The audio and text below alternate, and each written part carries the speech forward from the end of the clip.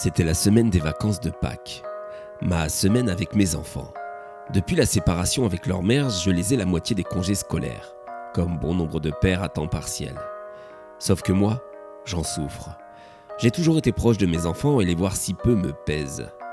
Certains me reprocheront du coup d'en faire trop pour eux quand ils sont avec moi. Mais à vrai dire, je m'en contrefous. Je fais ce que je veux avec mes enfants. Une après-midi, où le temps était clément, je les ai donc emmenés à la foire au manège du printemps à Lille. Elle est plus petite que celle de septembre, mais elle offre quand même son lot de manèges à sensations.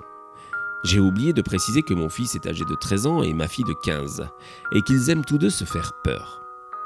Nous étions donc tous les trois, arpentant l'allée principale de cette foire, à la recherche des bonnes sensations. Et le moins que l'on puisse dire est qu'ils en ont eu. 4 à 5 manèges bien flippants, puis une de ces maisons où on se casse la figure tous les 3 mètres, fou rire garanti. Bien sûr, ils ont eu aussi leur dose de croustillons et de barbe à papa. Bref, je les ai gâtés, n'en déplaise à certains. Alors que nous nous apprêtions à quitter celle-ci, mes deux amours jetèrent leur dévolu sur un dernier manège installé un peu à l'écart. Un train fantôme. Je me suis marré, me disant que ce genre de manège vieillissant, aux effets d'automates ringards, n'allait pas leur faire grand-chose. Mais bon, puisqu'ils voulaient le faire, je leur payais un tour. En faisant ça, j'avais aussi le sentiment de contribuer à la survie de ce genre d'attraction obsolète. J'attendais donc les enfants à l'extérieur pendant quelques minutes, quand soudain je les ai vus sortir de ce train fantôme en pleurs. J'avoue sur le coup avoir ri, leur demandant ce qui avait bien pu leur faire peur à ce point. Ma grande m'expliqua alors que dès le début, le manège était très flippant, ultra malsain. Les mannequins démembrés semblaient réels. Elle n'avait jamais vu ça auparavant. Et à la fin de celui-ci, il y avait un homme avec un masque de clown tueur flippant, qui tenait dans sa main une tête décapitée et ensanglantée, super bien faite elle aussi. Il s'est avancé vers eux et leur a dit que bientôt, eux aussi, ils allaient perdre la tête. Ma fille insistait beaucoup sur la tête qui faisait vrai et sur l'abondance de faux sang. J'étais surpris de voir que ce vieux manège cachait bien son jeu derrière ses allures d'attraction démodée. Après qu'ils aient retrouvé leur calme, on est rentré à la maison et les vacances ont repris leur rythme joyeux. 3 jours plus tard, alors que je prenais mon petit déjeuner en lisant mon journal, ma fille descendit pour entreprendre de se faire son petit déjeuner. Soudain, elle se mit à trembler et à pleurer.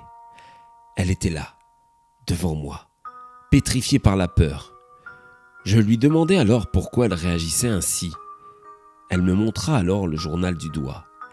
Et sur la page en question, il y avait la photo du petit Nolan, 9 ans, disparu depuis 1 semaine.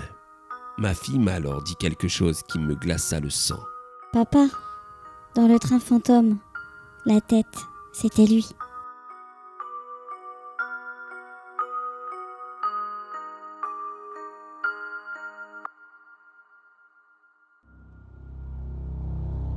Les mots de ma fille ont résonné toute cette matinée-là dans ma tête.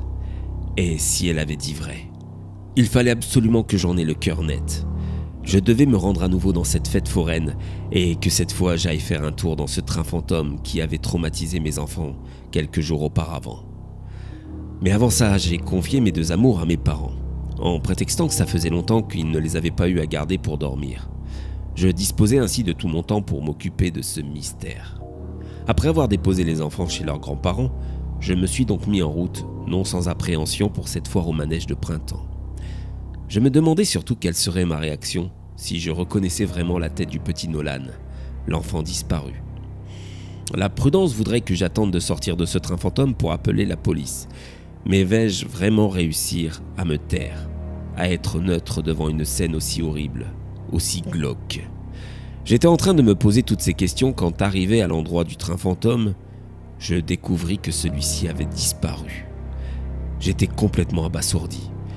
Et avec ce que m'avait dit ma fille le matin même, je commençais à penser que ça faisait beaucoup trop d'événements étranges pour que ce manège ne cache pas quelque chose d'anormal, quelque chose d'effrayant.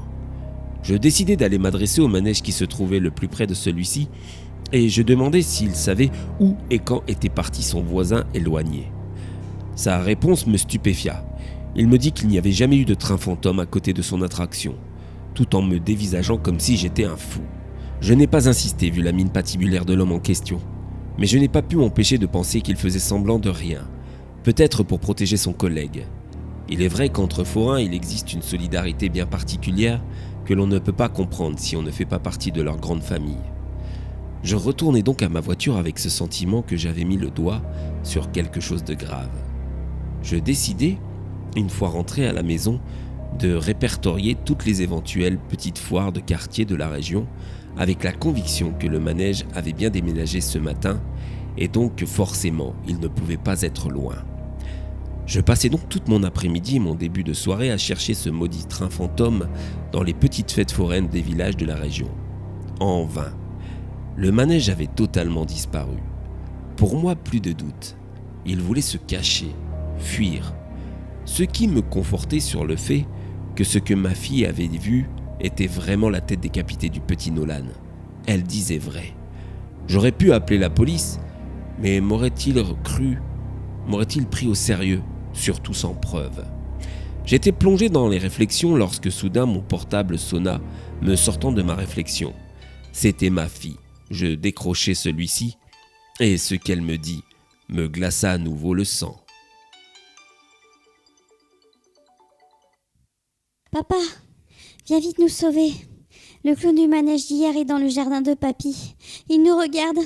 Je crois qu'il est venu pour nous. Je suis arrivé le plus vite possible chez mes parents, complètement paniqué à l'idée qu'il soit arrivé quelque chose à mes enfants. Et ça s'est confirmé, quand j'ai vu la porte de la maison grande ouverte. Dans le salon, gisait le corps de ma mère et de mon père, poignardés tous les deux.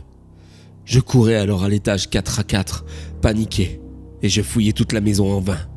Mes 2 enfants n'étaient plus là. Je m'effondrais alors, tombant à genoux sur le sol, les yeux remplis de tristesse mais aussi de haine.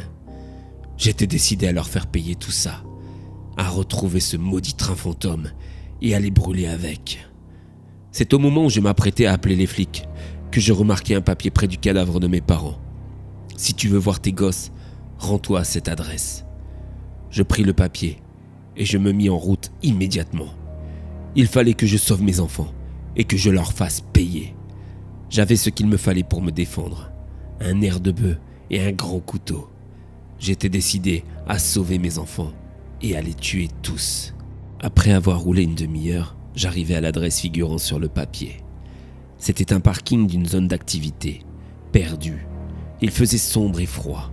Je me trouvais devant le train fantôme qui n'avait pourtant rien à faire là. Il était planté au milieu de nulle part, à m'attendre. J'avançais vers lui, mon nerf de bœuf à la main et mon couteau caché derrière, quand soudain je sentis une arme se coller dans mon dos. « Lâche-ça et avance, connard. Je vais t'inviter à un tour de manège. » J'avançai alors jusqu'au wagonnet. Il m'asseya et m'attacha les poignets. Puis il mit en route le manège. J'avançai alors dans un décor ensanglanté des plus glauques. On aurait dit un atelier de boucherie croisé avec un film d'horreur. C'était atroce, et après avoir avancé, je vis enfin mes enfants. Ils étaient debout, attachés contre un mur. Le maudit clown se tenait devant moi, une tronçonneuse à la main. Il me dit alors: « Ma tête commence à pourrir, il m'en faut une nouvelle. Choisis laquelle, je dois trancher. Ta fille ou ton fils ?»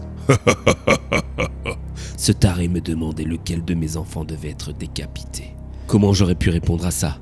La seule chose qui sortait de ma bouche était que je l'implorais de les laisser vivre. Ce salaud me dit alors que comme j'avais été incapable de désigner un des deux, il allait les décapiter tous les deux. Je hurlai de me prendre à leur place. Il n'en fit rien. J'assistais alors au début de la décapitation à la tronçonneuse de mon fils qui hurlait, et je perdis connaissance.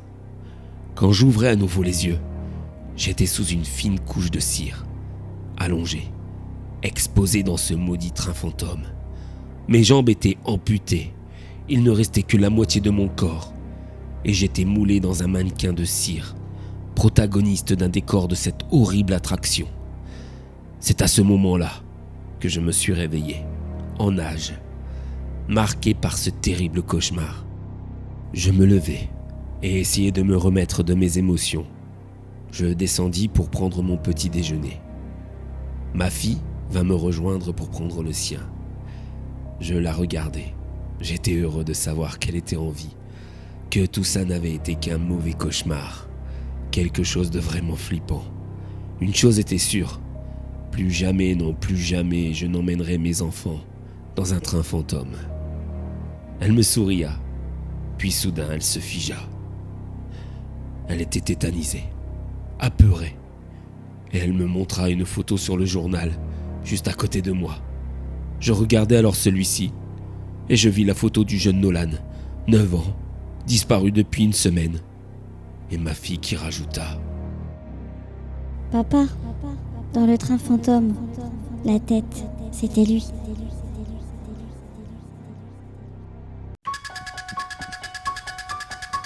À vous qui avez eu le courage de regarder cette vidéo, n'hésitez pas à la partager et à vous abonner, sans quoi je serai obligé de vous retrouver et de m'occuper de vous.